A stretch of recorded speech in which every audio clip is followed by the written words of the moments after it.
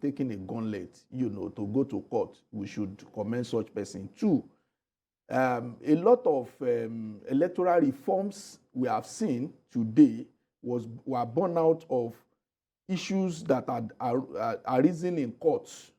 They were born out of judgments from election tribunals, which has assisted the government and even the INEC to do a lot of research to ensure that such things do not happen. So if we don't go to court and challenge those infractions, we wouldn't have been where we are today.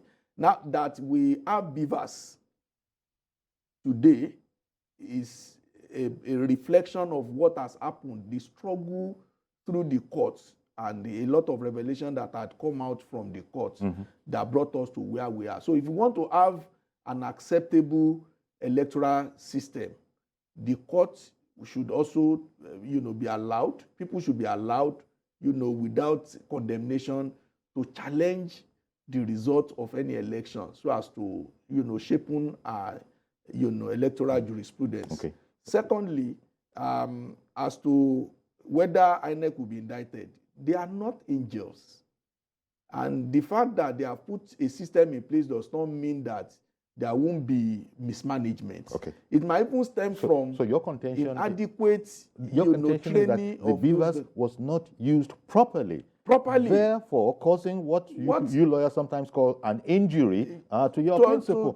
Okay. So those are the things. In contestation are 173,655 votes, which you, if your prayers were granted, should be removed from the figures, and then we'll see. Then we'll now recalculate and see the winner. The winner is clearly Governor Oyetola. Okay. Good morning, Benga in Abuja. Thank you for holding on. Mr. Yori, and good morning to your guests. Thank you. Good morning. Yes, Oyetola held for election session tribunal. It is right to do, and it has the, all the fundamental human rights and as democracy permits to challenge the election if you feel there's any infringement or there's somebody who did not do the right thing or something there. But the involvement of our electoral system today, like your guest said, is based on the fact that we challenge some things in the judiciary. And we thought that there are many revelations that have come up. Now, for the past 3 or 4 elections conducted, nobody has gone to court to say a figure was added, ballot boxes were snatched, this and that. It has been pre-election issue. And one of the things Oyetola went to election to defend is that the governor-elect has a forged certificate or this and that. What I'm saying is that nobody should condemn Oyetola for this. Whatever we discover from this, we'll learn from it and improve on our electoral system, and it's getting better. That to the extent that one day we can even vote during working hour, bring your office, go online and vote. These are the kind of revolution we are looking up to. So I wish him good luck. He has that. He must have his all his evidence iron cast. And then it's a marathon. It's not any tribunal. He's going to the Supreme Court, which is the next 6 or 7 months or 1 year. We'll know where it is. But he has all the legal rights. When he won the other time, the other party also challenged him, and they went to the Supreme Court, and he was declared the winner. So he has his right to do it. No matter the sentiment about it, it's a rule of law. We have to go by it. Thank you. Thank you very much for calling in from Abuja, Benga.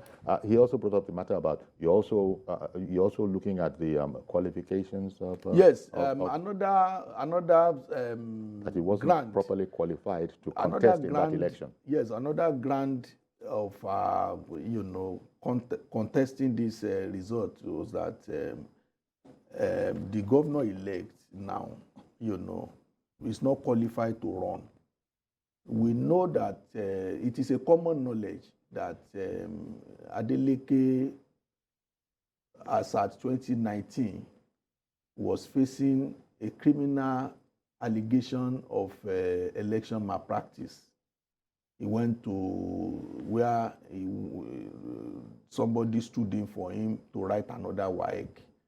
You have that as a fact. It's a fact. It's everywhere. 2019. It was when he was granted bail to travel abroad that he didn't come, that the case was withdrawn against him.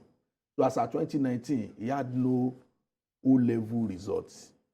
Okay. So he said he traveled and he brought certificates from Prostad College, where he said he had a diploma.